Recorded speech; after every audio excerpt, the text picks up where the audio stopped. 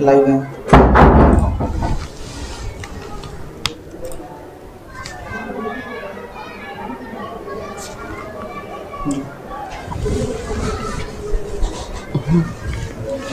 आप चेक कर लीजिए आवाज आ रही है।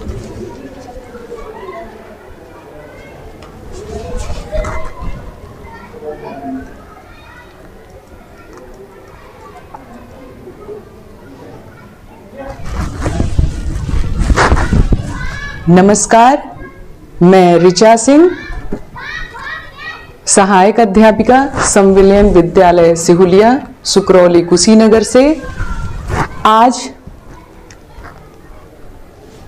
इस 5 दिवसीय प्रशिक्षण के द्वितीय दिवस पर आप सभी का बहुत बहुत स्वागत करती हूँ।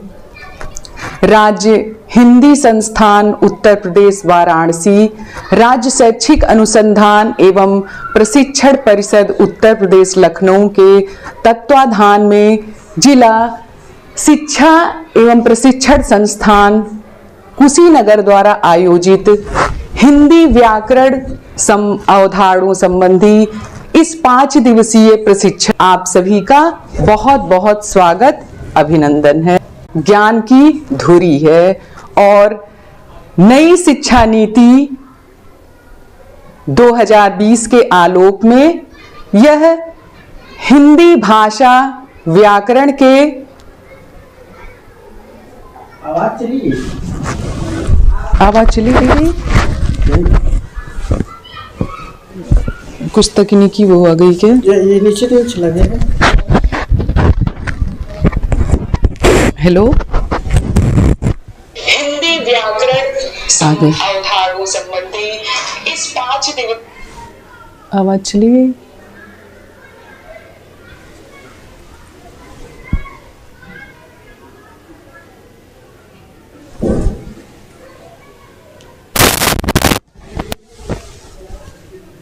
सिद्धार्थ को जरा देखिए, सिद्धार्थ से कहिए यहीं रहें। शायद अभी आवाज कुछ तकनीकी समस्या है, शायद आवाज नहीं जा रही है।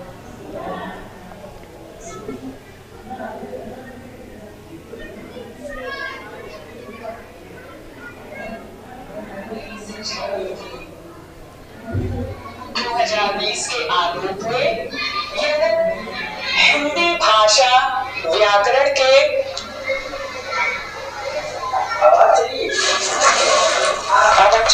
आ गई आवाज।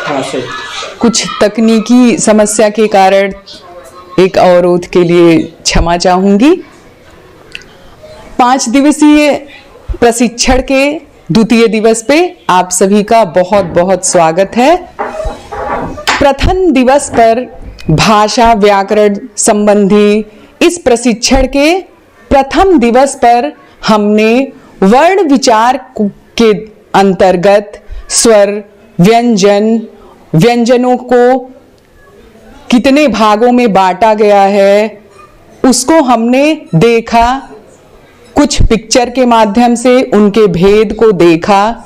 आज द्वितीय दिवस पर हम उसके आगे के क्रम पर विचार करने से पहले प्रथम दिवस के प्रशिक्षण के कुछ बिंदुओं का पुनः अवलोकन कर लेते हैं।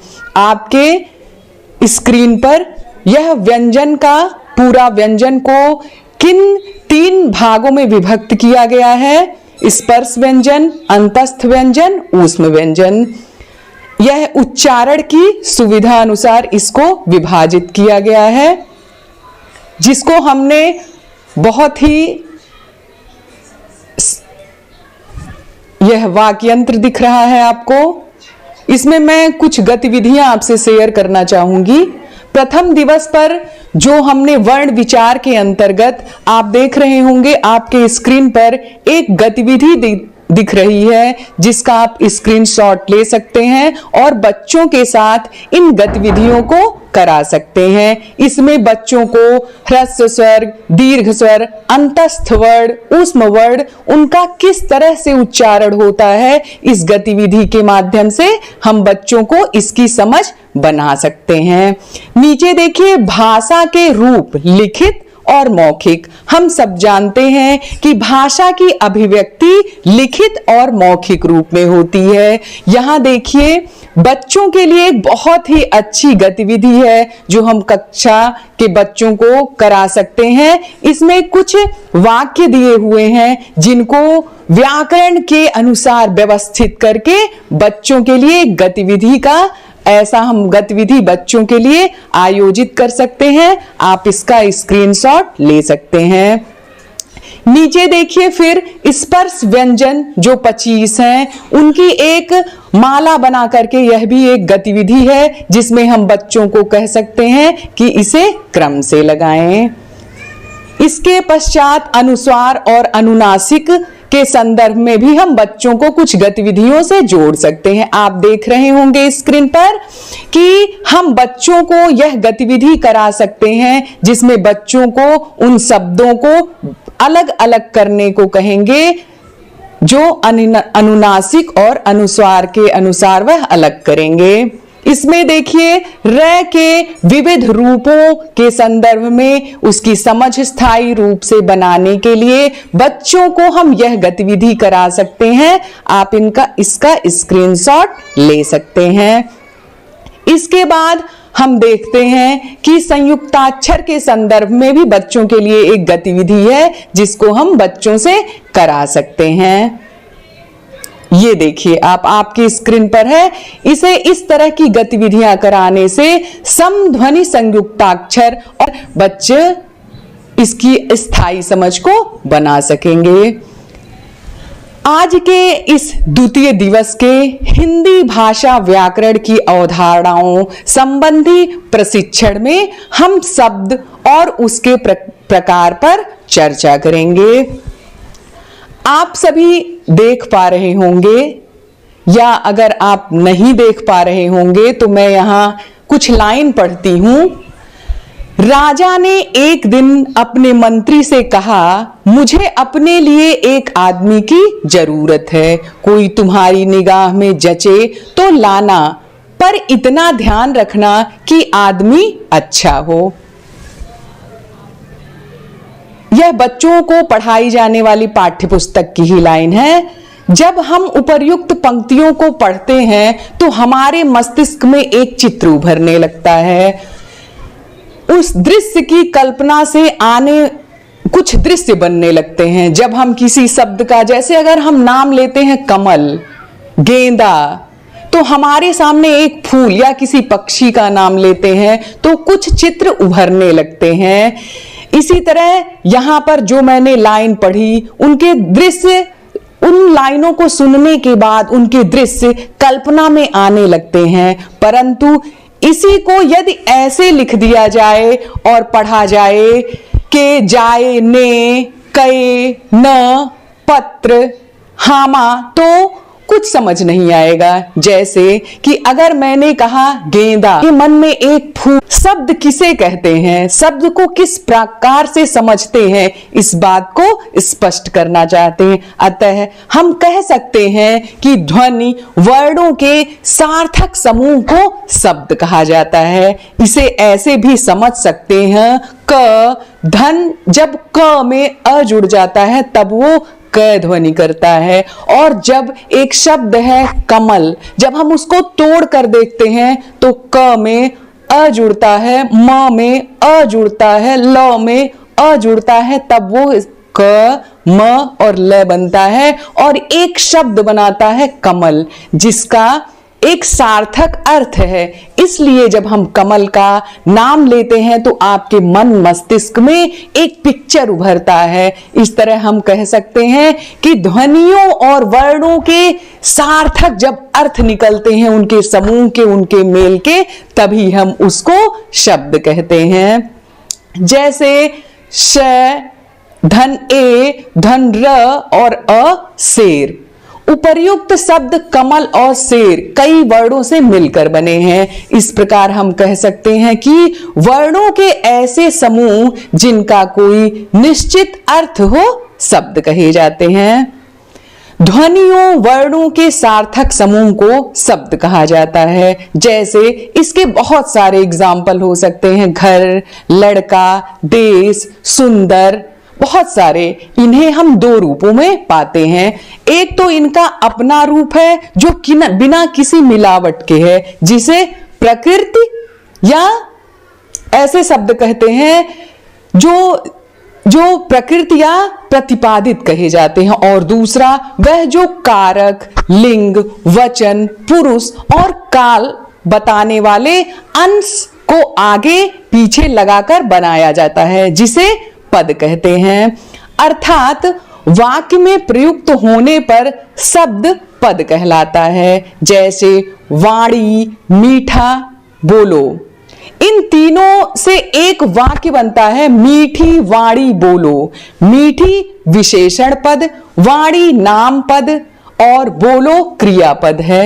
हिंदी में शब्द अनेक प्रकार के हैं, अतः शब्दों को विभाजन कई आधारों पर किया जाता है। हम सभी जानते हैं, जिस तरह प्रथम दिवस पर हमने स्वर, ध्वनियों के बारे में, वर्णों के बारे में पढ़ा और उसको व्यवस्थित रूप में समझ बनाने के लिए व्याकरण में हमने उसे कई भागों में बांटा। व्यंजन को बांटा उच्चारण के संदर्भ में और स्वर को बांटा। उसी तरह से जब हम शब्दों की समझ बनाते हैं, शब्दों की गहराई में उतरते हैं, शब्दों को समझना चाहते हैं, तो उन शब्दों को अध्ययन की दृष्टि से सरल बनाने के लिए, स्पष्ट रूप से समझने के लिए उसको वर्गीकृत करते हैं, उसका वर्गीकरण किया जाता है। आइए हम देखते हैं कि शब्दों को अध्ययन करने के लिए हम उसका वर्गीकरण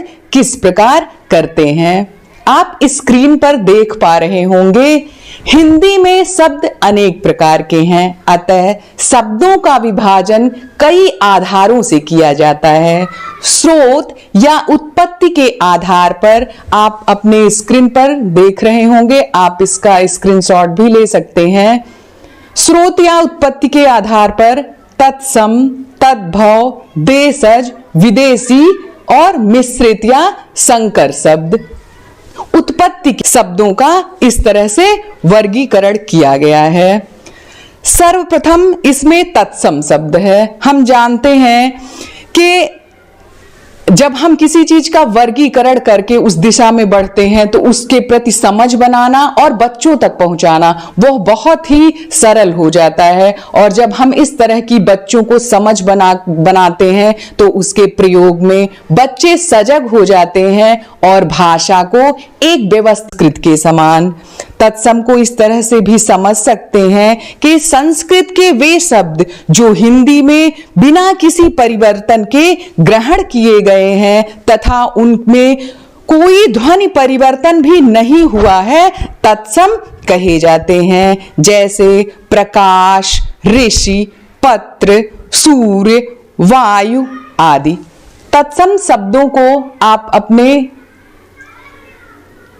स्क्रीन पर देख सकते हैं।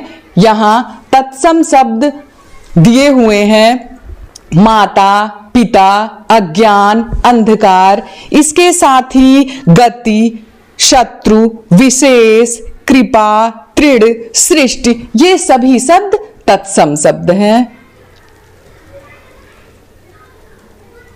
तत्सम शब्दों को जैसा कि आपने देखा, तत्सम।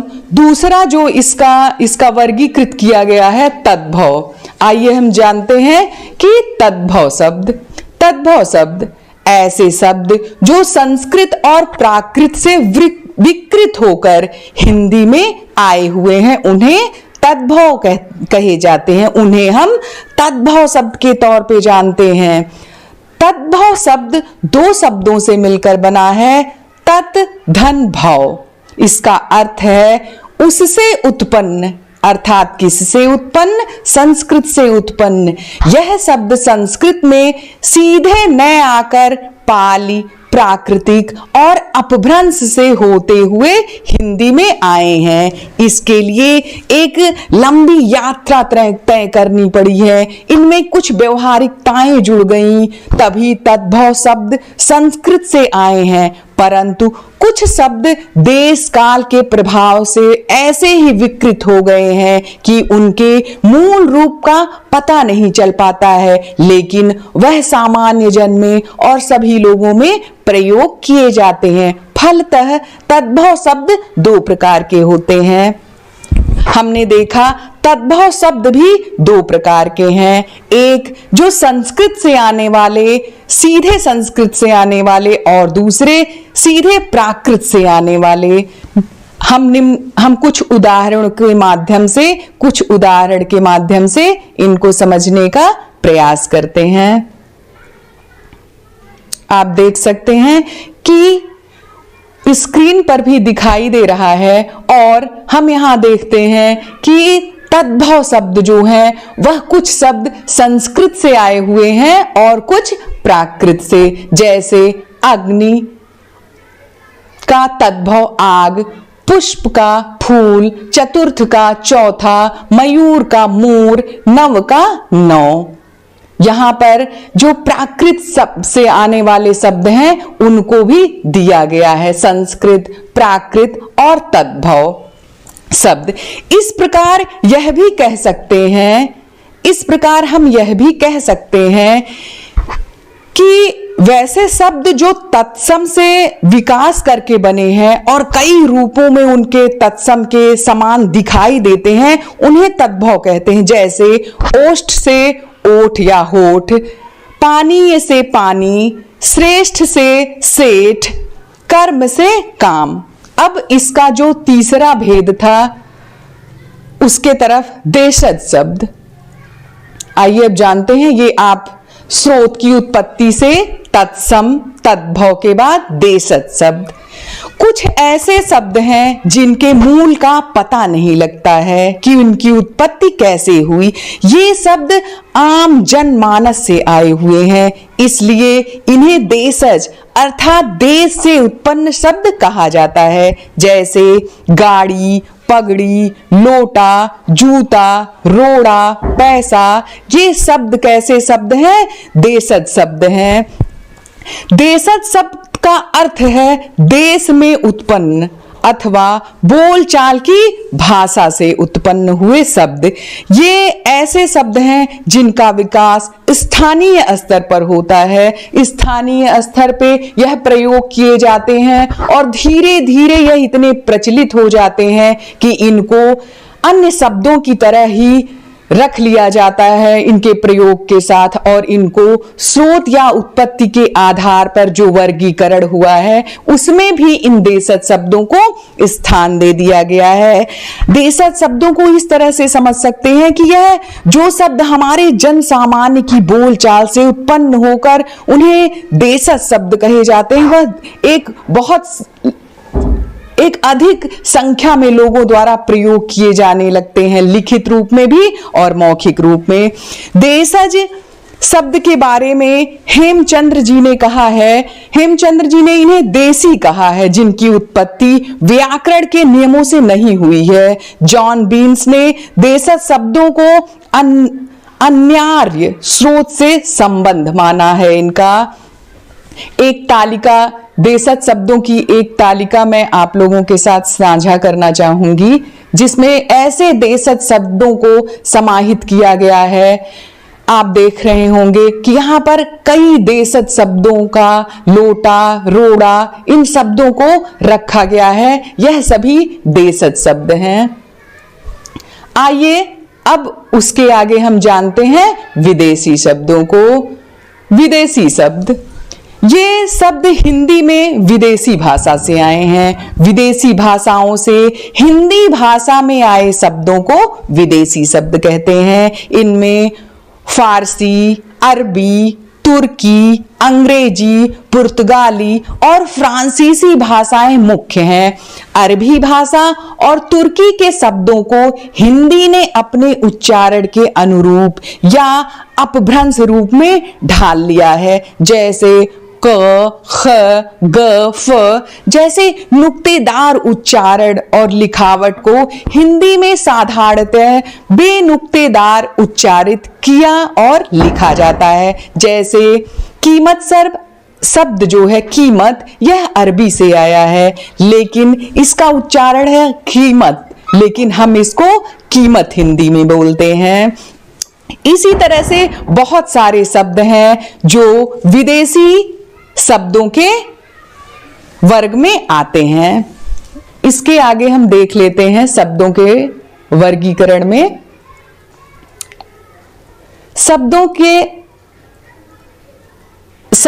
स्रोत या उत्पत्ति के आधार पर तत्सम, तद्भव, देशज, विदेशी के बाद आते हैं मिश्रित या संकर शब्द। ऐसे शब्द जो हिंदी और किसी अन्य भाषा के शब्दों को मिलाकर बनाए गए हैं उन्हें संकर शब्द कहते हैं। जैसे संस्कृत और हिंदी से बने शब्द मांग पत्र, जांच करता, मांग प्लस पत्र, मांग धन पत्र, जांच धनकर्ता, और यह मांग पत्र और जांचकर्ता शब्द बन गए। हिंदी और अरबी फारसी से बने शब्द घड़ी साज, किताब घर, फूलदान, जैसे घड़ी साज शब्द घड़ी धन साज, घड़ी साज, किताब धन घर, किताब घर, फूल धन उसमें जुड़ा हुआ दान, फूलदान। इस तरह हिंदी और अंग्रेजी से बने शब्द रेल धन गाड़ी, रेलगाड़ी, टिकट धन घर, टिकट घर। इन उदाहरणों के माध्यम से आपने देखा कि किस तरह से संस्कृत और हिंदी से बने मिश्रित शब्द, हिंदी और अरबी से बने मिश्रित शब्द और हिंदी और अंग्रेजी से भी बने मिश्रित शब्दों के उदाहरण हम लोगों ने देखे। अब हम देखते हैं कि अर्थ के आधार पर, अभी तक हमने शब्द का जो वर्गीकरण देखा वो स्रोत या उत्पत्ति के आधार पर था। अब हम देखते हैं कि अर्थ के आधार पर हमने शब्दों का किस तरह से वर्गीकरण किया है। अर्थ के आधार पर समानार्थक शब्द, एकार्थक शब्द, अनेकार्थक शब्द, विपरीतार्थक शब्दों में इस तरह से 4 भागों में इसका वर्गीकरण किया गया है। आइए हम देखते हैं कि समानार्थक शब्द, जिन शब्दों की ध्वनियां अलग या रूप अलग अलग होते हुए भी समान अर्थ का बोध कराते हैं उन्हें समानार्थक या समानार्थी अथवा हम इसे पर्यायवाची शब्द के नाम से भी जानते हैं। जैसे एक शब्द है पानी, पानी को हम जल और नीर के तौर पर भी जानते हैं, तो पानी शब्द का समानार्थी शब्द जल और नीर है। राजा को हम नरेश, भूप, नृप के नाम से भी जानते हैं, यह उसके समानार्थी शब्द हैं। बादल को हम मेघ, जलद आदि नाम से भी जानते हैं, यह उसके समानार्थी शब्द हैं। कमल को हम सरोज और पंकज के नाम से जानते हैं, यह भी समानार्थी शब्द हैं। समानार्थी शब्द का अर्थ है समान अर्थ वाले, जैसा कि यह अपने अर्थ से ही, इसके उच्चारण से ही पता चल रहा है। पर्यायवाची शब्द का अर्थ है कि किसी शब्द के स्थान पर समान अर्थ देने वाले शब्दों का प्रयोग। उदाहरण जैसे कि पंकज का शाब्दिक अर्थ है कीचड़ में उत्पन्न होने वाला, अर्थात पंक अथवा कीचड़ में जो भी उत्पन्न होगा, जैसे घास, सिवार, कमल आदि।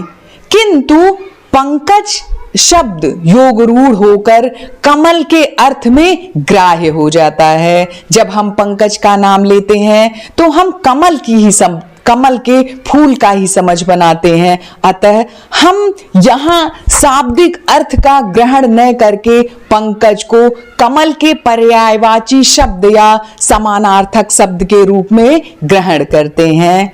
इसके पश्चात समानार्थक शब्द के बाद जो अर्थ के आधार पर शब्दों का वर्गीकरण हुआ है उसमें है एकार्थक शब्द। एकार्थक शब्द ऐसे शब्द जिनका साधारणतः एक ही अर्थ होता है, कोई दूसरा अर्थ प्रकट नहीं होता है, ऐसे शब्दों को एकार्थक शब्द कहते हैं। व्यक्तिवाचक संज्ञाएं इस प्रकार के शब्दों की सर्व प्रमुख उदाहरण हैं। जैसे हम उदाहरण के तौर पर देखते हैं मनुष्यों के नाम कमला, राधिका, राम आदि। देशों के नाम देखते हैं तो भारत, चीन, नेपाल आदि। उपाधियों के नाम पर देखते हैं तो निराला, रत्नाकर आदि। इसके पश्चात हम देखते हैं जो अर्थ के आधार पर तीसरा वर्गीकरण है वह है अनेकार्थक शब्द। इन सब के नाम से ही हमें ज्ञात हो रहा है अनेकार्थक शब्द। एक से अधिक अर्थ प्रदान करने वाले शब्दों को अनेकार्थी शब्द कहते हैं। उदाहरण के तौर पे हम देखते हैं अज शब्द। अज शब्द के निम्नलिखित अनेक अर्थ हैं जैसे शिव, ब्रह्मा, बकरा, अजन्मा। अर्थ शब्द के कई अर्थ हैं। अर्थ एक शब्द के तौर पे मैंने यहां उदाहरण दिया कि एक शब्द है अर्थ। इस शब्द के भी कई अर्थ हैं। धन, उद्देश्य, व्याख्या, मतलब, प्रयोजन, यह सभी अर्थ के अर्थ निकलते हैं। इसके पश्चात हम देखते हैं कि जो चौथा अर्थ के आधार पर वर्गीकरण है वह है विपरीतार्थक शब्द। विपरीतार्थक शब्द जो शब्द अपने समान वाले शब्द के विपरीत अर्थ को प्रकट करता है उन्हें विलोम या विपरीतार्थक शब्द कहते हैं। विपरीतार्थक शब्द जिन शब्दों के अपने निश्चित अर्थ होते हैं, जिन शब्दों के अपने निश्चित अर्थ होते हैं उन शब्दों के विपरीत अर्थ देने वाले शब्द विपरीतार्थक शब्द कहे जाते हैं। अथवा एक दूसरे के विपरीत उल्टा अर्थ देने वाले शब्द विपरीतार्थक शब्द या हम इसको विलोम शब्द के रूप में भी जानते हैं। उदाहरण युक्त का मुक्त, अस्त का उदय, पाप का पुण्य इत्यादि। अब हम इसका जो वर्गीकरण किया गया है उसको हम देखते हैं कि रूपांतर या प्रयोग के आधार पर। अब हम देखते हैं अभी तक हमने जो शब्द का वर्गीकरण देखा वह एक तो उत्पत्ति के आधार पर या स्रोतों के आधार पर, दूसरा अर्थ के आधार पर। अब हम शब्द का जो वर्गीकरण है उसको रूपांतर या मुख्य रूप से प्रयोग के आधार पर देखते हैं। प्रयोग के आधार पर इसका दो वर्गों में विभाजन किया गया है, विकारी शब्द, अविकारी शब्द। विकारी शब्द जिन शब्दों में लिंग, वचन, विशेषण, क्रिया ये सभी जो हैं विकारी शब्दों के अंतर्गत आते हैं, जिनका अध्ययन इसके बाद हम खुले तौर पर करेंगे। इसके पश्चात हम देखते हैं अविकारी शब्द। अभी आगे हम विकारी शब्द में संज्ञा, सर्वनाम, विशेषण को देखेंगे, लेकिन उसके पहले अविकारी शब्द में का जो वर्गीकरण किया गया है प्रयोग के आधार पर विकारी शब्द, अविकारी, उसमें हम अविकारी शब्द को जान लेते हैं। अविकारी शब्द जिन शब्दों में लिंग, वचन, कारक आदि के कारण कोई विकार नहीं आता है उन्हें अविकारी शब्द कहते हैं। तथा अविकारी शब्द को अव्यय शब्द की तरह भी हम जानते हैं, अव्यय शब्द भी कहते हैं। अव्यय चार प्रकार के होते हैं। इनमें क्रिया विशेषण, संबंध बोधक, समुच्चय बोधक, विस्मय बोधक शब्दों को रखा गया है। इस प्रकार विकारी और अविकारी मिलकर प्रयोग के आधार पर शब्द 8 प्रकार के होते हैं। इसमें हम जो तीसरा वर्गीकरण देख रहे हैं प्रयोग के आधार पर इस पर जो विकारी शब्द और अविकारी शब्द हैं, यह दोनों चार चार अलग विकारी शब्दों में संज्ञा, सर्वनाम, विशेषण और क्रिया, और अविकारी शब्दों में क्रिया, विशेषण, संबंध बोधक, समुच्चय बोधक, विस्मय बोधक शब्दों का हम आगे अध्ययन करेंगे। तो इस प्रकार से हम कह सकते हैं कि विकारी और अविकारी मिलकर प्रयोग के आधार पर शब्द 8 प्रकार के होते हैं। आपके स्क्रीन पर एक चित्र मैं साझा करना चाहूंगी। इसमें एक चित्र के माध्यम से हम TLM बनाकर अपनी कक्षा में बच्चों को दिखा सकते हैं। यहां पर देखिए, जो शब्द हैं प्रयोग के आधार पर उनको 2 भागों में बांटा गया है। ऊपर विकारी शब्द, नीचे अविकारी शब्द। अब हम जानते हैं कि रचना, इसका आप स्क्रीनशॉट भी ले सकते हैं। इस तरह से हम बनाकर बच्चों को दिखा सकते हैं। अब हम रचना अथवा बनावट के आधार पर शब्दों का वर्गीकरण देख लेते हैं।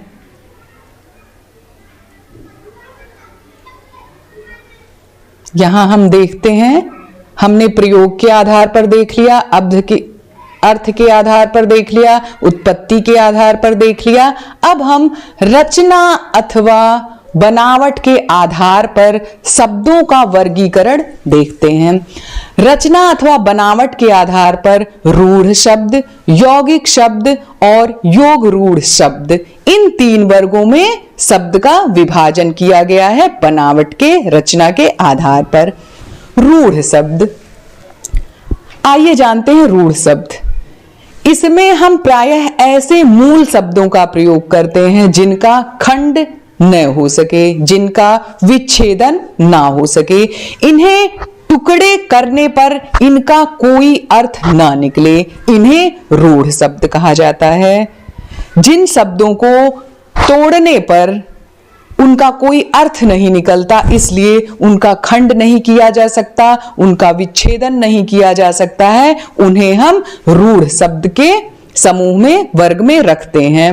रूढ़ शब्द जैसे जल, पैसा, रात और राह, ये शब्द अपने में ही पूर्ण होते हैं। इन शब्दों का सार्थक विभाजन नहीं किया जा सकता है। जिन शब्दों के खंड सार्थक न हो, इन्हें रूढ़ कहते हैं। यहाँ प्रत्येक शब्द के अनुसार खंड, जैसे खा और न मिलकर खाना, पा धन न मिलकर पान आदि, अगर हम इनको तोड़ देते हैं तो इनका अलग अलग कोई भी खा का कोई अर्थ नहीं निकलता है, पा का कोई अर्थ नहीं निकलता है, यह अर्थहीन हो जाते हैं। अन्य उदाहरण इसको हम दे सकते हैं, माँ और ता, अगर माता शब्द है और हम इसको अलग अलग कर देते हैं तो इसका कोई अर्थ नहीं निकलता है। दूसरा है यौगिक शब्द। जब 2 सार्थक शब्द जुड़ने पर एक नवीन अर्थ निर्मित करते हैं, उन्हें यौगिक शब्द कहते हैं। उदाहरण, एक शब्द है मातृ, एक शब्द है भूमि। जब हम इन दोनों शब्दों को जोड़ते हैं, मातृ धन भूमि, तो एक नया शब्द बनता है मातृभूमि। पर एक शब्द है पर, उसमें एक शब्द हम जोड़ते हैं उपकार, पर धन उपकार, तो एक बहुत सुंदर शब्द बनता है परोपकार। एक शब्द है जन, जब हम जन में आधार जोड़ देते हैं तो शब्द नया बनता है जनाधार। ऐसे शब्द जो 2 शब्दों के मेल से बनते हैं और उनके खंड सार्थक हों, वे शब्द यौगिक शब्द कहे जाते हैं। वे शब्द जो रूढ़ शब्द में अन्य शब्दांश जैसे उपसर्ग या प्रत्यय जुड़ने से निर्मित होते हैं, वो यौगिक शब्द कहे जाते हैं। योग रूढ़, तीसरा जो इसका विभाजन है वह है योग रूढ़। बनावट और रचना के आधार पर तीसरा योग रूढ़ शब्द, जो शब्द सामान्य अर्थ को छोड़कर अपने नए अर्थ को प्रमुखता प्रदान करते हैं, अर्थात जो अपने सामान्य, जिनको पढ़ा जाता है, जिनका उच्चारण किया जाता है, उसके अनुसार कोई अन्य अर्थ की प्रमुखता प्रधानता बताते हैं, उसे योग रूढ़ शब्द कहते हैं। अर्थात यौगिक होते हुए भी वे शब्द योगरूढ़ होते हैं। जो यौगिक शब्द अपने सामान्य अर्थ को छोड़कर कोई विशेष अर्थ बताने लगे तब वे योगरूढ़ कहे जाते हैं और प्रायः बहुब्रीहि समास में ऐसे शब्द प्रयोग होते हैं। जैसे एक शब्द है गजानन, गज धन आनन, अर्थात ये किसको बताता है? गणेश जी के संदर्भ में। पीतांबर, पीत धन अंबर, पीला है जिसका, इसमें पीत और अंबर दो शब्द हैं। पीतांबर यह किसको बताता है? श्री कृष्ण को। दशानन, 10 हैं जिसके आनन, यह किसी और तरफ इंगित करता है। इस तरह से हमने देखा कि रचना और बनावट के आधार पर रूढ़ शब्द, यौगिक शब्द, योगरूढ़ शब्द। अब देखते हैं शब्द शक्ति के आधार पर। शब्द शक्ति के आधार पर वाचक शब्द, लक्षक शब्द, व्यंजक शब्द। वाचक शब्द मुख्य अर्थ बताने वाले शब्द को वाचक कहते हैं। वाचक शब्द की शक्ति का नाम अभिधा है। यह कोशगत अर्थ का बोध कराती है। जैसे गाय शब्द, गाय शब्द से एक ही अर्थ का बोध होता है, अर्थात एक पशु विशेष। लक्षक शब्द दूसरा इसमें है लक्षक शब्द। आइए देखते हैं लक्षक शब्द, फिर इन तीनों को जोड़कर देखेंगे। लक्षक शब्द मुख्य अर्थ से संबद्ध अर्थ का बोध कराने वाले शब्द लक्षक कहे जाते हैं। लक्षक शब्द की शक्ति का नाम लक्षणा है। शब्द की जिस शक्ति से उसका साधारण से भिन्न और दूसरा वास्तविक अर्थ प्रकट होता है उसे लक्षणा कहते हैं। जैसे सीमा गाय जैसी है, कभी इसका अर्थ निकलता है कि वह बहुत ही सरल स्वभाव की है। उसका मन कोमल है, अर्थात वह बहुत दयालु है। तुम्हारा हाथ लोहा है, लोहे जैसा। इससे ऐसा पता चलता है कि बहुत मजबूत, बहुत कड़ा हाथ होगा। तीसरा है व्यंजक शब्द। संकेत से अर्थ बताने वाले शब्द को व्यंजक कहते हैं। इसकी शक्ति को व्यंजना कहते हैं। यह अर्थ नहीं, भाव, उद्देश्य या तात्पर्य बताता है। ये ऐसे शब्द हैं जो भाव, उद्देश्य और तात्पर्य बताते हैं। व्यंजना का अर्थ है प्रकाशित करना, जिसके द्वारा मुख्यार्थ और लक्ष्यार्थ से भिन्न तीसरा अर्थ प्रकाशित होता है, उसे व्यंजना कहते हैं। जैसे कहा जाता है संध्या हो गई, इसके कहने के अनेक भाव व्यक्त होते हैं। जैसे हम कहीं हैं और कहते हैं संध्या हो गई, तो ऐसा लगता है कि हम जहां हैं वहां से हमें निकलना चाहिए। अब देर हो रही है, अब घर पहुंचने का समय हो रहा है, अब दीपक जलाने का समय हो रहा है, अब पढ़ने का समय हो रहा है, अब खेलना बंद करना है, ऐसा प्रतीत होता है। उपर्युक्त पंक्तियों को देखकर, उपर्युक्त जो अभी मैंने आपसे बातें कही उनको देखकर हम समझ सकते हैं कि प्रसंग और संदर्भ के अनुसार एक ही शब्द अनेक संकेत मिल रहे हैं। एक ही शब्द से अनेक संकेत मिल रहे हैं। जैसे संध्या हो गई, इससे यह भी पता चल रहा है कि शाम हो गई, एक समय सीमा खत्म हो गई, अब पढ़ाई करना है, अब घर पहुंचना है। इसी प्रकार संध्या हो गई अर्थात अब पूजन का समय हो गया, रात के खाने की तैयारी करनी है, पढ़ाई का समय हो गया। एक और उदाहरण देखते हैं कि जैसे अगर कहा जाता है परीक्षा होने वाली है, अगर यह शब्द कहा, वह वाक्य कहा जाता है परीक्षा होने वाली है, अर्थात संबंधित पाठ को भी अब पढ़ना है, संबंधित पाठ को पढ़ा भी देना है, इस विषय को गंभीरता से लेना है, मेहनत के परिणाम का समय आ गया है।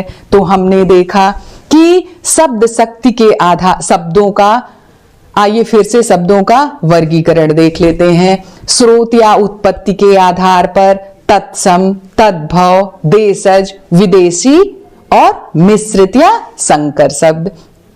अर्थ के आधार पर समानार्थक शब्द, एकार्थक शब्द, अनेकार्थक शब्द और विपरीतार्थक शब्द, रूपांतर या प्रयोग के आधार पर विकारी शब्द, अविकारी शब्द, रचना अर्थात बनावट के आधार पर रूढ़ शब्द, यौगिक शब्द, योग रूढ़ शब्द, पांचवा शब्द शक्ति के आधार पर वाचक शब्द, लक्षक शब्द और व्यंजक शब्द। अब हम व्याकरण के ही इस जो व्याकरण संबंधी विचार हैं, जो अवधारणाएं हैं, उसमें एक बहुत ही महत्वपूर्ण संज्ञा है। आइए अब हम संज्ञा के विषय में जानते हैं।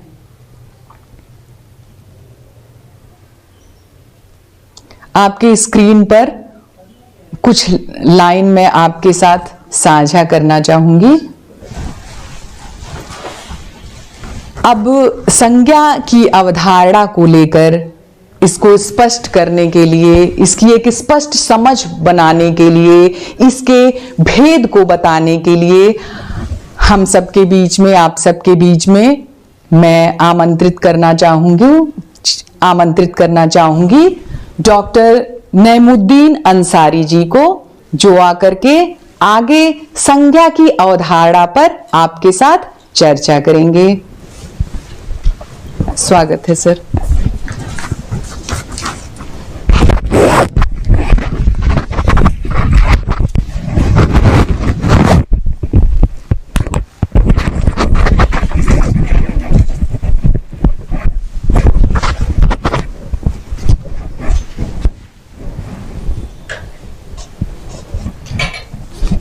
धन्यवाद मैडम जी।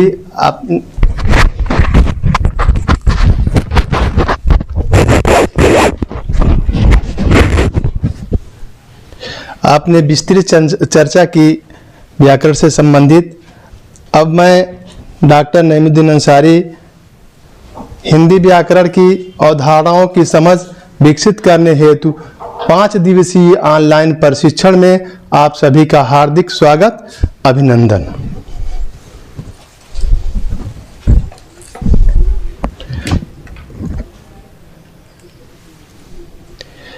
मुंशी प्रेमचंद की एक ईदगाह से ली हुई कुछ छंद यहाँ प्रस्तुत किए गए हैं। उस छंद के अनुसार हम आपको संज्ञा के बारे में स्पष्ट बताएंगे। रमजान के पूरे 30 रोजे के बाद आज ईद आई है। कितना मनोहर, कितना सुहावना प्रभात है। वृक्षों पर कुछ अजीब हरियाली, खेतों में कुछ अजीब रौनक और आसमान पर कुछ अजीब लालिमा है। आज का सूर्य देखो कितना प्यारा, कितना शीतल, मानो संसार को ईद की बधाई दे रहा है। गांव में कितनी हलचल है। जिस शब्द के द्वारा किसी व्यक्ति, वस्तु अथवा भाव का बोध हो उसे संज्ञा कहते हैं। जैसे सीमा, मोहन, आगरा, वाराणसी, पुस्तक, कलम, मिठास आदि। ऊपर दिए गए गद्यांश में रेखांकित शब्द रमजान, ईद, वृक्षों, खेतों, आसमान, सूर्य, संसार आदि किसी व्यक्ति, वस्तु अथवा स्थान के नाम में देखा जा सकते हैं। ये सभी संज्ञाएं हैं। इन्हें नामपद भी कहते हैं।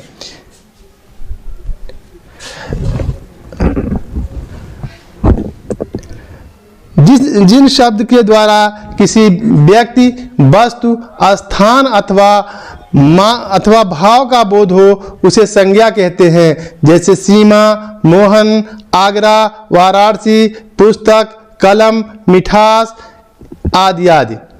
संज्ञा के भेद। संज्ञा के 5 भेद होते हैं। संज्ञा के 5 भेद होते हैं। व्यक्तिवाचक संज्ञा, जातिवाचक संज्ञा, समूहवाचक संज्ञा, द्रव्यवाचक संज्ञा, भाववाचक संज्ञा। व्यक्तिवाचक संज्ञा किसी भी प्राणी, स्थान अथवा वस्तु के नाम को व्यक्तिवाचक संज्ञा कहते हैं। यह सदैव एक वचन में होती है। इससे केवल एक व्यक्ति का या वस्तु का बोध होता है, जैसे गाजीपुर, गोरखपुर, गंगा, हिमालय, जमुना आदि आदि। इन उदाहरणों में गाजीपुर एक स्थान विशेष का बोध करा रहा है। अतः यह व्यक्तिवाचक संज्ञा है। जातिवाचक संज्ञा जिस शब्द से किसी संपूर्ण जाति का बोध हो उसे जातिवाचक संज्ञा कहते हैं, जैसे औरत, पेड़,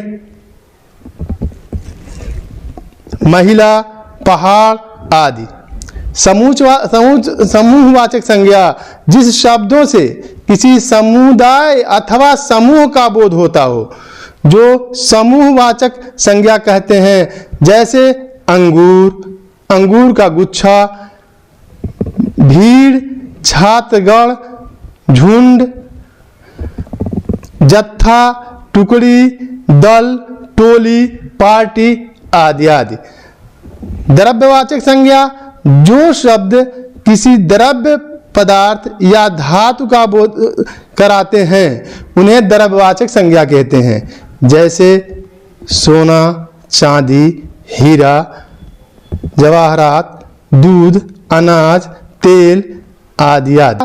जिन शब्दों से किसी व्यक्ति अथवा वस्तु के गुण, धर्म, दोष, शील, भय, अवस्था आदि का बोध हो, वे शब्द भाववाचक संज्ञा कहलाते हैं, जैसे सुख, दुख, गर्मी, ठंडी, बुढ़ापा, जवानी आदि आदि। भाववाचक संज्ञाओं का निर्माण जातिवाचक संज्ञा, विशेषण, क्रिया, सर्वनाम और अव्यय में प्रत्यय लगाकर होता है। उदाहरणार्थ जातिवाचक संज्ञा बूढ़ा से बुढ़ापा, लड़का से लड़कपन। विशेषण गर्मी, मीठा से मिठास। क्रिया घबराना, घबराहट, सजाना, सजावट। सर्वनाम अपना, अपनापन, ममता, ममत्यम। अव्यय दूरी, समीप, निकट, नैकट्य। समूहवाचक संज्ञा द्रव्य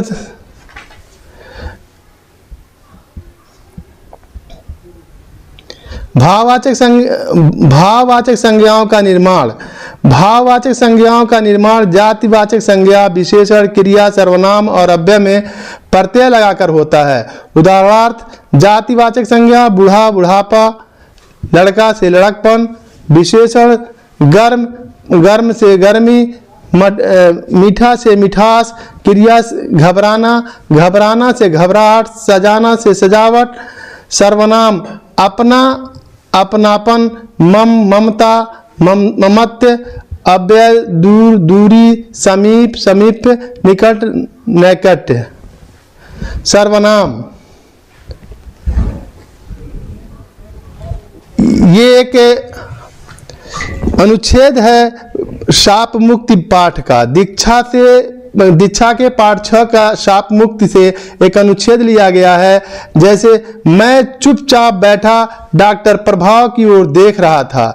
पहले तो मुझे उनकी हंसी की कुछ जानी पहचानी लगी थी कि ध्यान से देखने पर उनका चेहरा भी कुछ परिचित सा मालूम हुआ, लेकिन याद नहीं आ रहा था कि मैंने इन्हें पहले कहाँ देखा।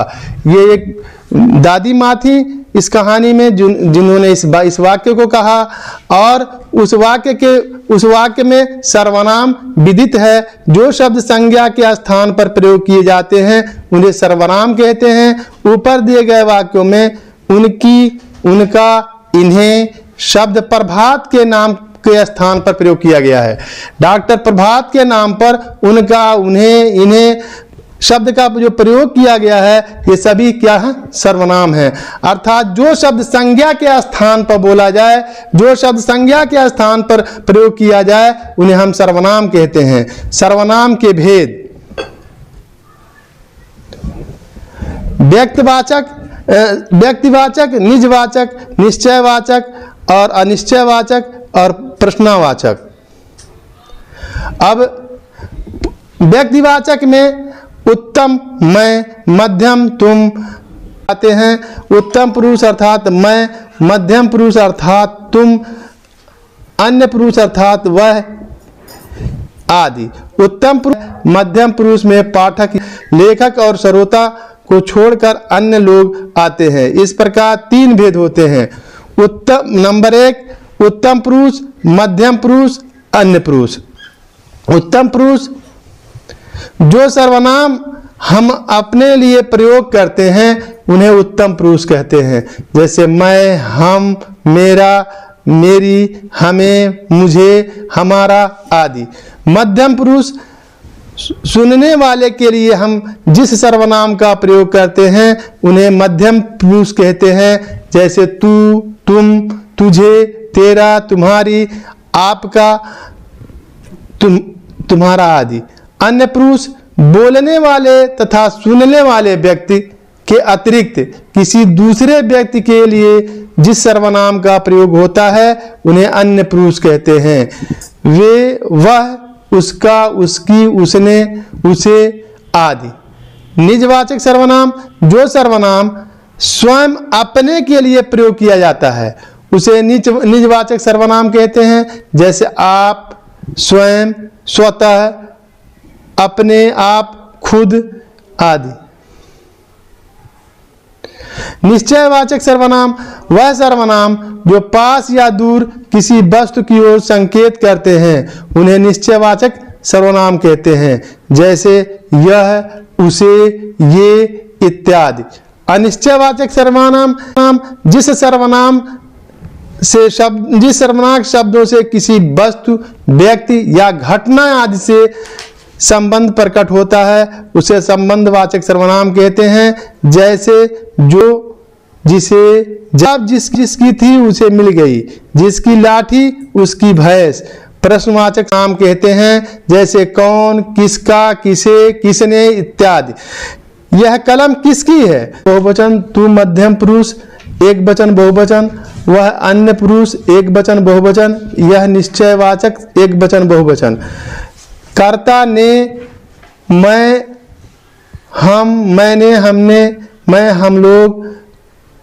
मध्यम पुरुष तू, तुम, आप, तूने, तुमने, आपने, तुझे, तुम्हें, आपको। अन्य पुरुष वह, वे, उसने, उन्होंने, उसे, उन्हें। निश्चयवाचक एक वचन बहुवचन, यह, ये, इसने, इन्होंने, इसे, इन्हें। कर्म को, मुझे, हमें, मुझको, हमको। मध्यम पुरुष तुझे, तुम्हें, आपको। अन्य पुरुष उसे, उन्हें, उसको, उनको। निश्चयवाचक इसे, इन्हें, इसको, इनको। करण से, द्वारा, मुझसे, हमसे, मेरे द्वारा, हमारे द्वारा। मध्यम पुरुष तुमसे, आपसे। अन्य पुरुष उससे, उनसे। निश्चयवाचक एक वचन बहुवचन, इससे, इनसे। संप्रदान के लिए, मुझे, हमें, तेरे लिए, तुम्हारे लिए, आपके लिए, उसके लिए, उनके लिए, इसके लिए, इनके लिए। अपादान से, मुझसे, हमसे, तुझसे, तुमसे, आपसे, उससे, उनसे, इससे, इनसे। संबंध कारक के की, मेरा, हमारा, मेरे, हमारे, मेरी, हमारी। तेरा, तुम्हारा, आपका, तेरी, तुम्हारी, आपकी, तेरे, तुम्हारे, आपके।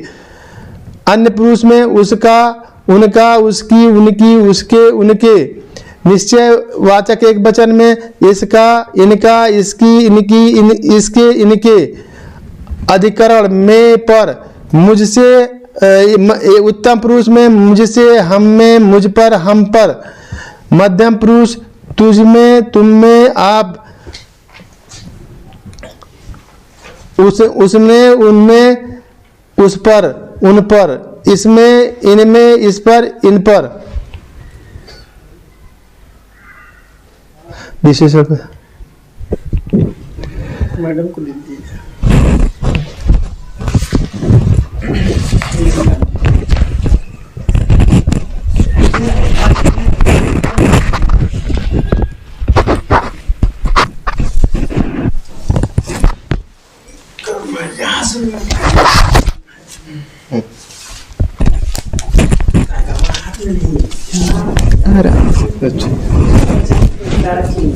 ठीक पढ़े जा रहे हैं कारक का मतलब।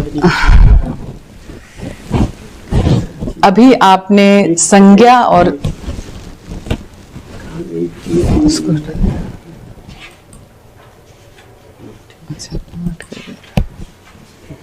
अभी आपने संज्ञा और सर्वनाम को देखा, जो बहुत ही किसी भी वाक्य में संज्ञा और सर्वनाम बहुत महत्व रखते हैं। अभी आपने देखा कि संज्ञा के भेद, सर्वनाम के भेद, और इसके पश्चात अब हम विशेषण को देखते हैं।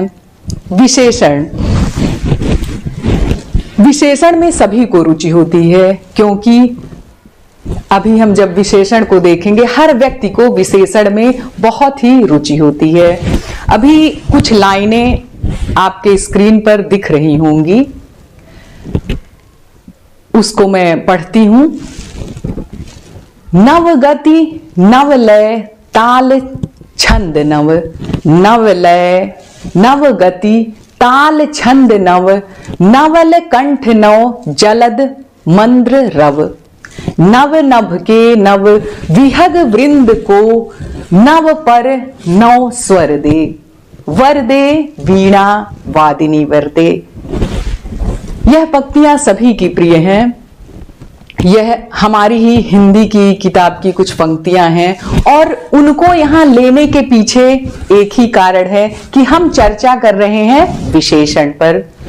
नव और नवल, यह दोनों जो शब्द इसमें आए हैं वह विशेषण हैं, जो गति की, लय की, कंठ और जलद आदि की विशेषता बताते हैं। इसी प्रकार अन्य कविताओं में ऐसे अनेक शब्द विशेषण के रूप में देखे जा सकते हैं। प्रायः कविताओं में विशेषण के बहुत सारे शब्द रहते हैं। इस तरह से हम इस बात को पकड़ पा रहे हैं, और बच्चों तक यह भली भांति से इस बात को हम स्पष्ट तरीके से रख सकते हैं कि एक उदाहरण के साथ, एक कविता की लाइनों के साथ, कि विशेषण किसे कहते हैं, जिनमें वह खुद विशेषण को समझकर, जानकर, उन शब्दों में क्यों उसे विशेषण कहते हैं, वह किन शब्दों की विशेषता बता रहे हैं, किस संज्ञा की विशेषता बता रहे हैं, किस सर्वनाम शब्द की विशेषता बता रहे हैं, इसको जान सके। इस तरह से हम देख सकते हैं कि संज्ञा या सर्वनाम का विशेषता बताने वाले शब्द को विशेषण कहते हैं।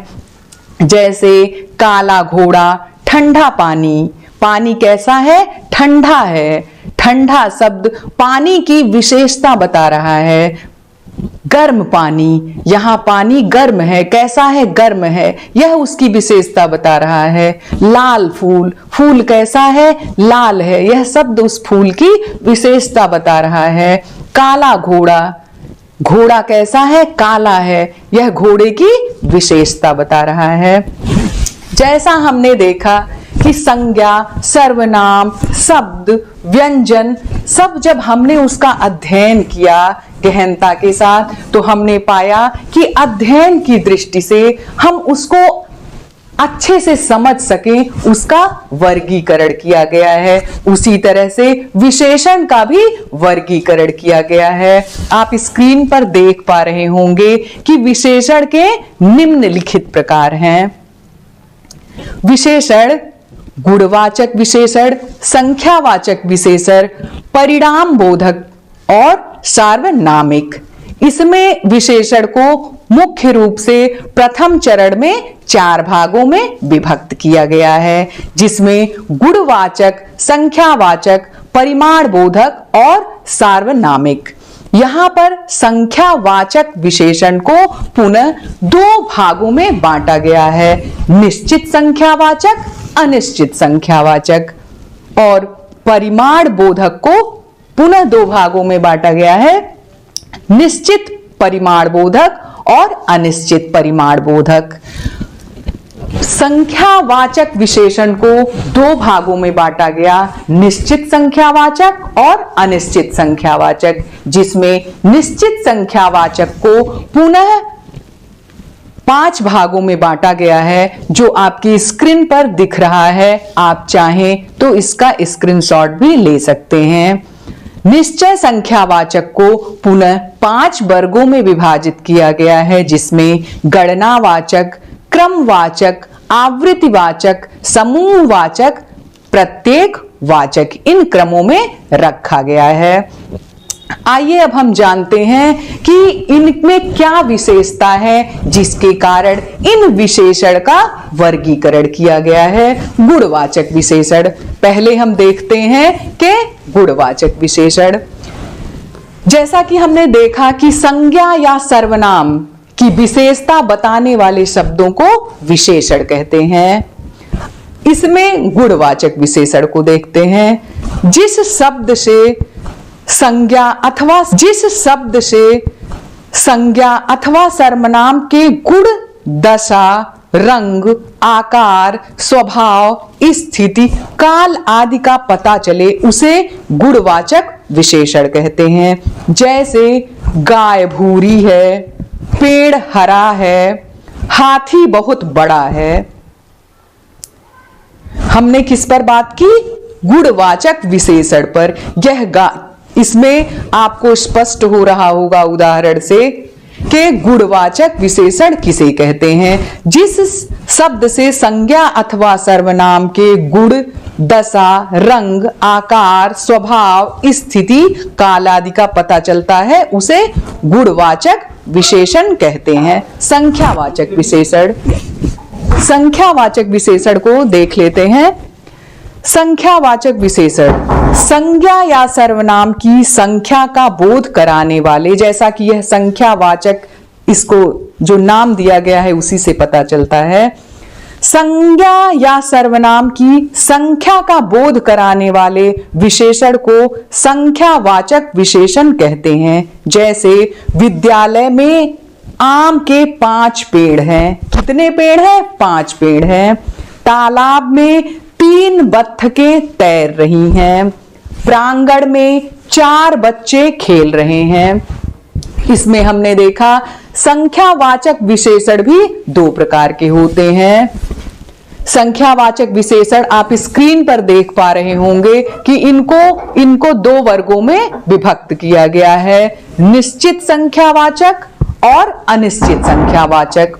निश्चित संख्यावाचक जैसे 3 शेर, 4 लड़के, इसमें इनकी संख्या निश्चित है। अनिश्चित संख्यावाचक जैसे बहुत पक्षी, कुछ लोग, कम छात्र, कम किताबें, अनेक यात्री। तो आपने देखा कि संख्यावाचक विशेषण में यह अपने नाम से ही स्पष्ट है। फिर इसको 2 भागों में विभक्त किया गया है, निश्चित संख्यावाचक और अनिश्चित संख्यावाचक। जिनमें संख्याएं निश्चित हैं, वह पता चल रही है कि इतनी संख्या है, जैसे 4 शेर, 5 लड़के, तो यह पता चल रहा है यह निश्चित संख्यावाचक है। अनिश्चित संख्यावाचक जैसे बहुत पक्षी, लेकिन पक्षी कितने हैं यह नहीं पता चलता है। अब इसके आप स्क्रीन पर देख रहे होंगे विशेषण में परिमाण बोधक। अब देखते हैं परिमाण बोधक विशेषण। जिस संज्ञा या सर्वनाम शब्द से माप, तौल संबंधी विशेषता का पता चलता है उसे परिमाण वाचक विशेषण कहते हैं। जैसे यह 2 लीटर दूध है, इसमें पता चल रहा है कि दूध कितना है, 2 लीटर। 500 ग्राम घी, इसमें पता चल रहा है कि घी की मात्रा कितनी है। परिमाण बोधक जो विशेषण है, इसको भी परिमाण बोधक विशेषण को भी 2 भागों में बांटा गया है, निश्चित परिमाण बोधक और अनिश्चित परिमाण बोधक।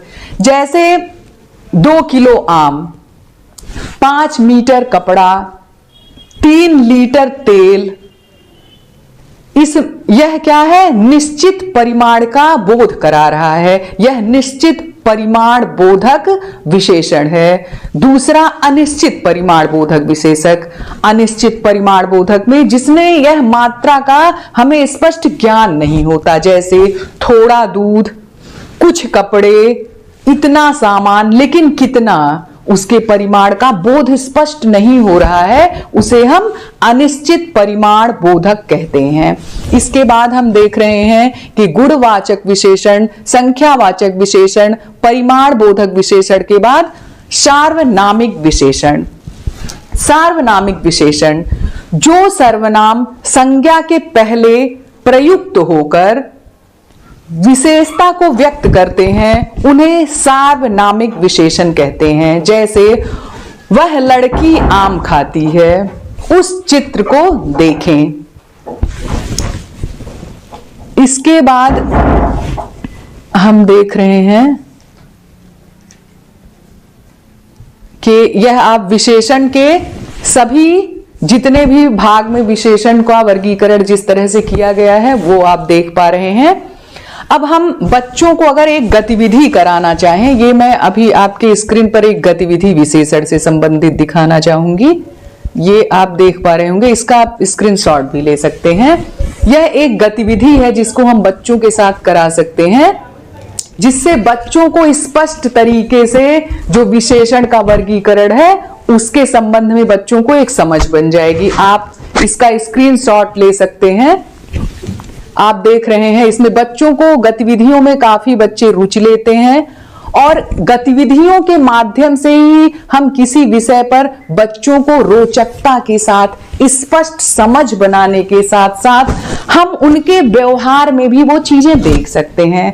जब बच्चे किसी भी विषय में गतिविधि के माध्यम से जुड़ते हैं तो वो उसे करके सीखते हैं। एक उन्होंने बता दिया कि ये विशेषण है, लेकिन जब वह लिखते हैं, किसी गतिविधि में हिस्सा लेते हैं तो वह जो ज्ञान होता है वह उनके अंदर स्थायी हो जाता है। फिर वो भाषा के सीखने के क्रम में जो चारों चरण हैं, सुनना, बोलना, पढ़ना, लिखना, इन चारों चरणों से बार बार गुजरते हुए वो भाषा को बहुत अच्छी तरीके से सीख लेते हैं। इसलिए हम इनमें गतिविधियों को अवश्य जोड़ें कि बच्चे संज्ञा, सर्वनाम, विशेषण को गतिविधियों के साथ इसमें जुड़ें और उनका ज्ञान स्थायी हो सके।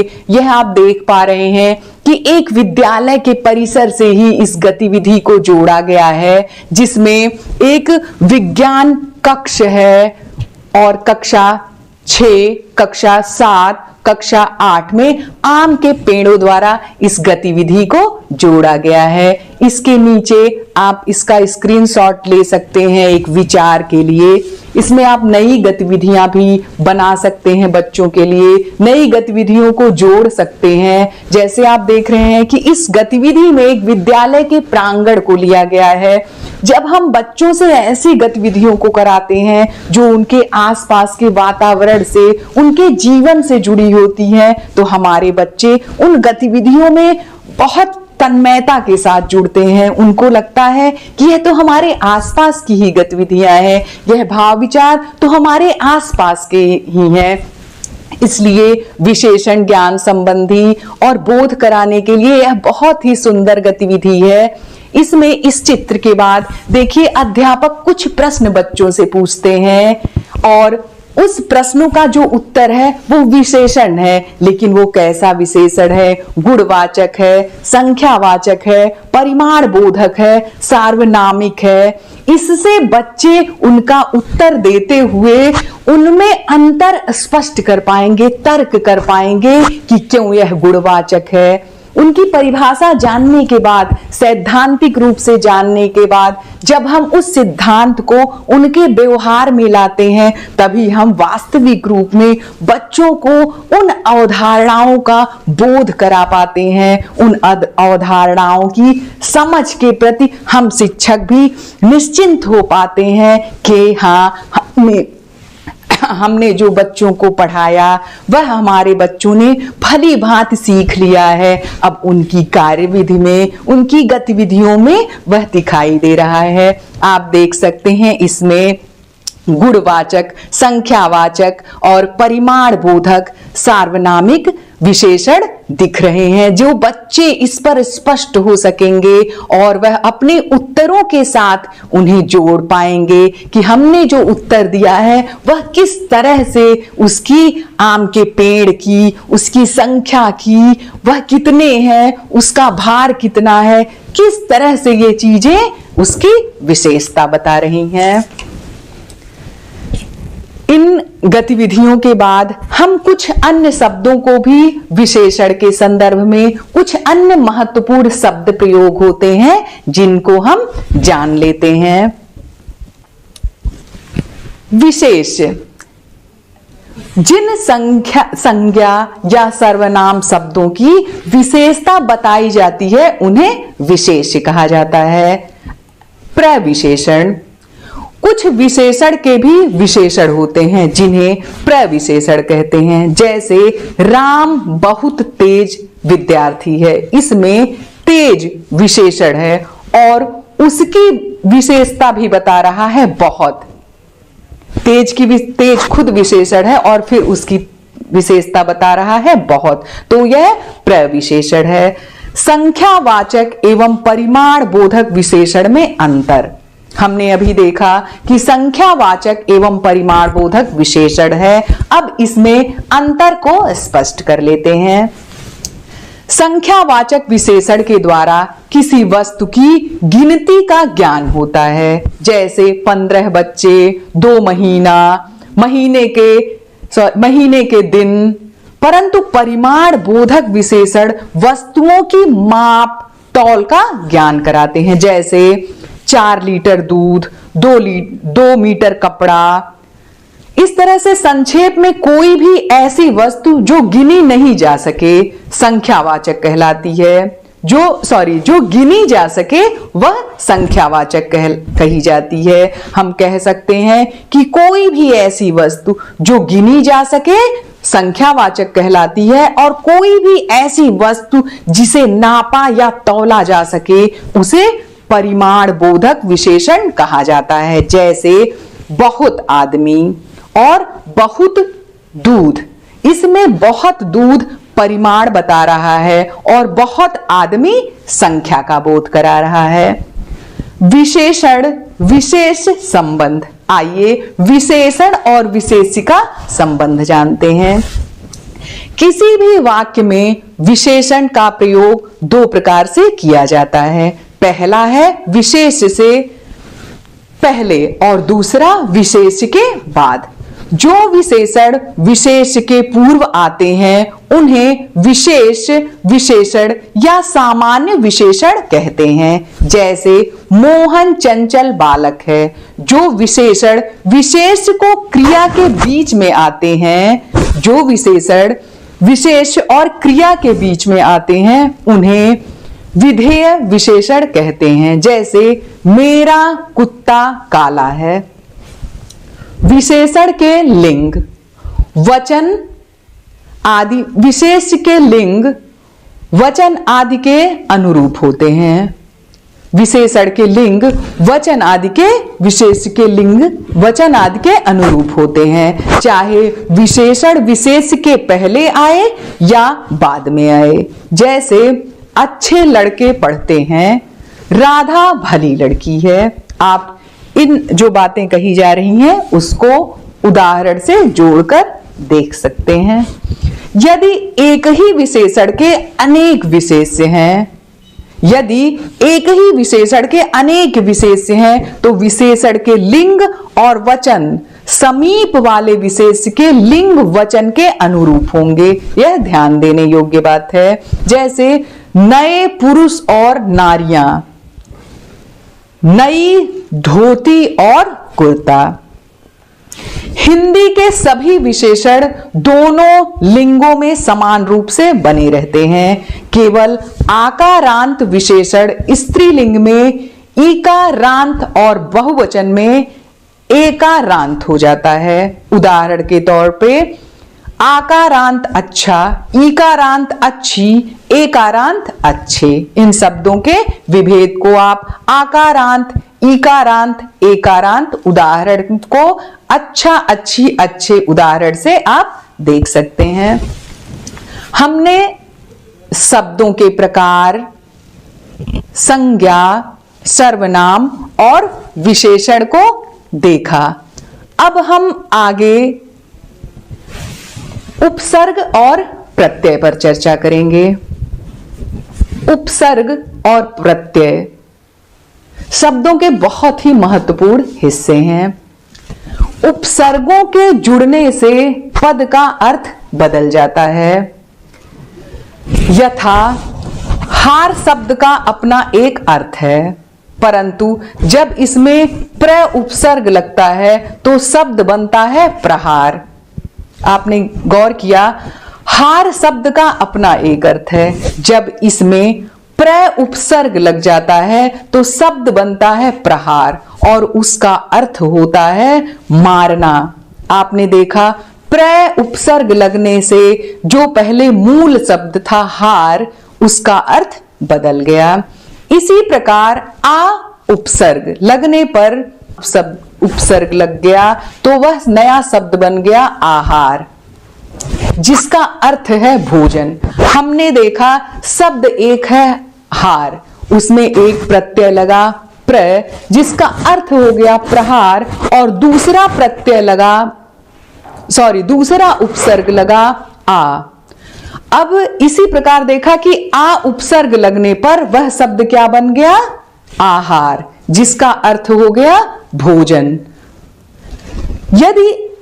इसी प्रकार यदि हार शब्द में सम उपसर्ग जुड़ जाता है तो संहार हो जाता है, नया शब्द बन जाता है। इस प्रकार हमने देखा कि अलग उपसर्गों के जुड़ने से शब्दों के अर्थ में परिवर्तन आ जाता है। एक ही शब्द था, कौन सा शब्द था? हार, जिसमें पहले प्र उपसर्ग, फिर आ उपसर्ग, फिर हमने देखा कि सम उपसर्ग लगा, जिससे यह उपसर्ग लगने से अलग अलग शब्द बन गए।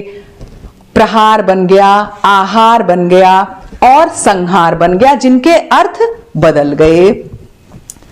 उपसर्गों का स्वतंत्र प्रयोग नहीं होता है।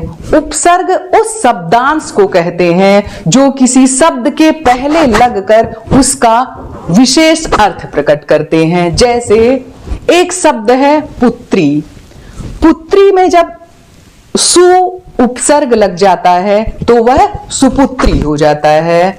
एक शब्द है पढ़, उसके आगे जब अन उपसर्ग हम लगा देते हैं तो वह हो जाता है अनपढ़। एक शब्द है जल, जल के आगे जब हम उपसर्ग लगा देते हैं स, तो वो हो जाता है सजल। वाद, वाद एक शब्द है, उसके आगे जब हम उपसर्ग लगाते हैं प्रति, तो वह हो जाता है प्रतिवाद। तो हमने देखा ये उपसर्ग का प्रयोग। उपसर्ग का प्रयोग स्वतंत्र रूप से नहीं होता है, इसलिए उपसर्ग का अपना कोई अर्थ नहीं होता है। जैसे सुपुत्री शब्द में सु उपसर्ग का अपना अर्थ नहीं है, लेकिन जब यह पुत्री के साथ लग जाता है तो यह सुपुत्री शब्द बन जाता है। शब्द के पहले जुड़कर उपसर्ग जो है वो शब्द के पहले जुड़कर उनके अर्थ को परिवर्तित कर देते हैं। जैसे पुत्री शब्द में सु उपसर्ग जुड़ने का अर्थ हो गया सुपुत्री, इसका अर्थ हो गया अच्छी पुत्री। उपसर्गों के योग से शब्दों के अर्थ में कभी उत्कर्ष और कभी अपकर्ष होता है। कभी भिन्न अर्थ का विशेषता आ जाती है। जैसे सुपुत्र में पुत्र शब्द में उपसर्ग हुआ है, वहीं उपसर्ग हो रहा, उत्कर्ष हो रहा है। पुत्र एक शब्द है और जब हम उसमें सु उपसर्ग लगा देते हैं तो उसका उत्कर्ष हो जाता है, मतलब एक अच्छा पुत्र। पुत्र के बाद उपसर्ग लगाने पर अच्छा पुत्र। वहीं पुत्र में कु उपसर्ग लगाने पर क्या हो जाता है? कुपुत्र। जो कुपुत्र शब्द में पुत्र शब्द का अपकर्ष हुआ है। सत्य में अ उपसर्ग लगाने पर असत्य, यश में अप उपसर्ग लगने का पर अपयश हो जाता है, जो अर्थ में भिन्नता उत्पन्न करता है।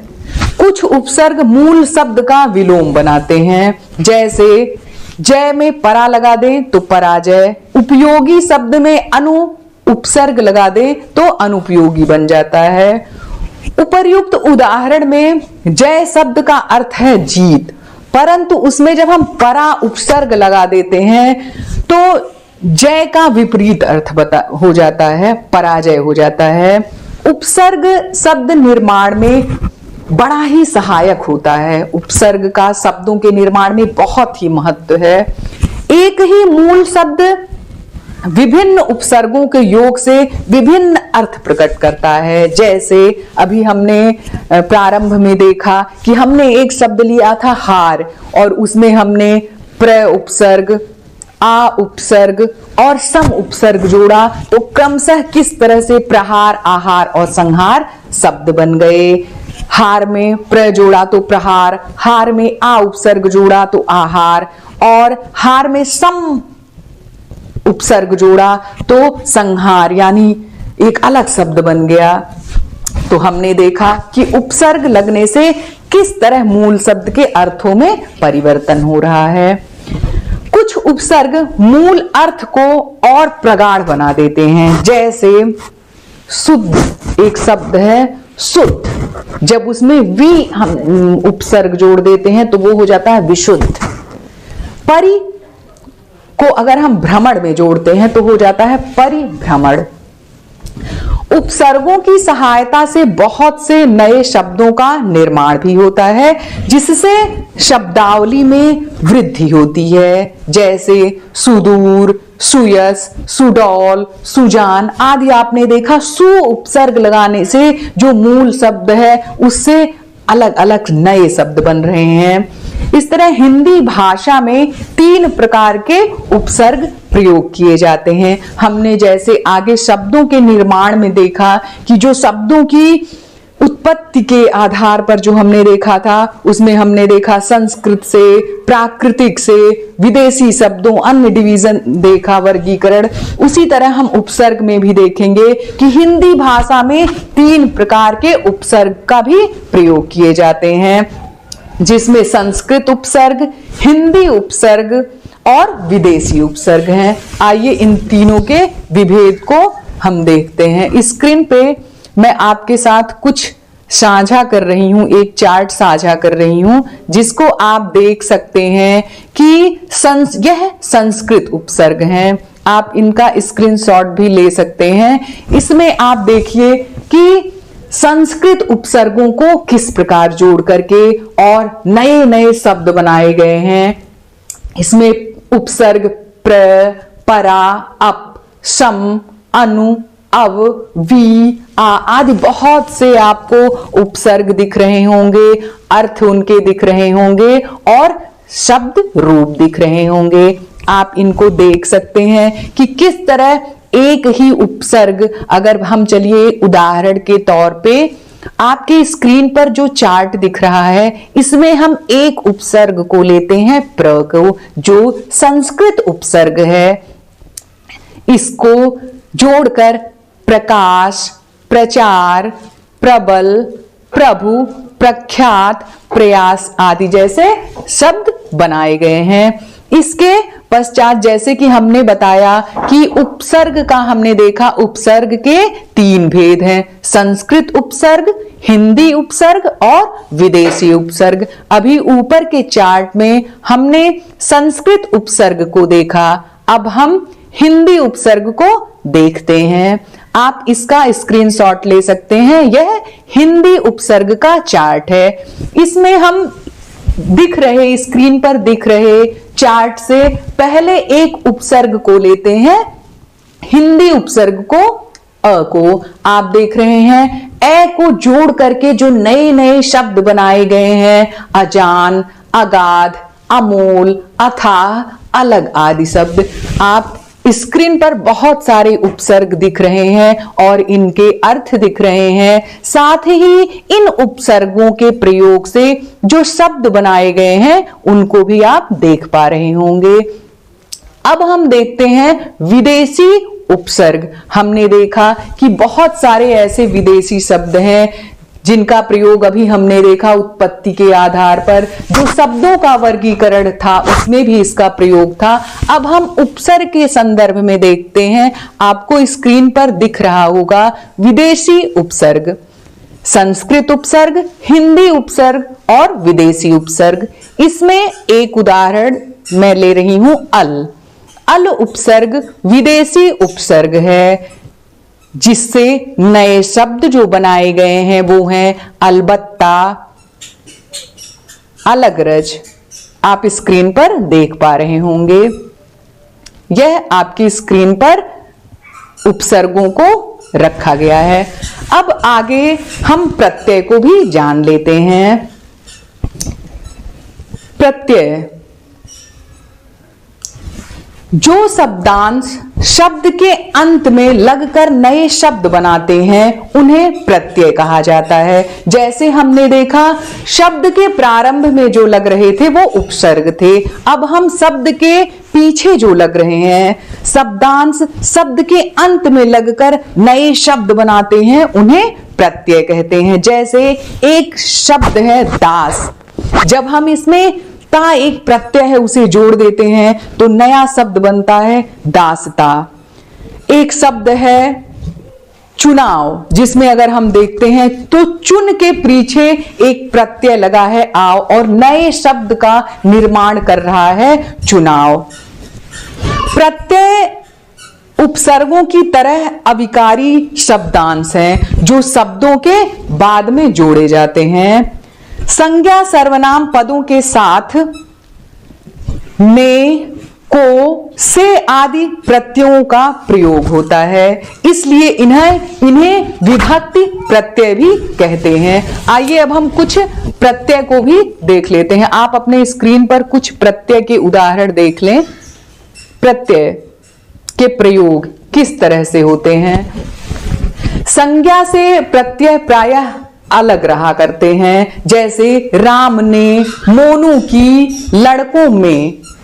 सर्वनाम पद के ठीक बाद वाले कारक चिन्ह उससे जुड़ जाते हैं, जैसे मैंने, तुमको आदि। हिंदी में अधिकतर प्रत्यय संस्कृत से आए हैं। ये तत्सम शब्दों और धातुओं में प्रयुक्त होते हैं। आप अपने स्क्रीन पर संस्कृत शब्दों में प्रयुक्त प्रत्यय को देख पा रहे होंगे। साथ ही हिंदी शब्दों में प्रयुक्त प्रत्यय को भी देख सकते हैं। आप देख रहे हैं कि इसमें भी उपसर्ग की तरह ही इसमें भी संस्कृत और हिंदी, उसके बाद अरबी फारसी शब्दों के साथ प्रयुक्त प्रत्यय आपकी स्क्रीन पर दिख रहा है, जिसको हम देख सकते हैं और आप इसका स्क्रीनशॉट भी ले सकते हैं। प्रत्यय के भेद आप स्क्रीन पर देख रहे होंगे कि प्रत्यय को दो भागों में विभक्त किया गया है, कृत प्रत्यय और तद्धित प्रत्यय।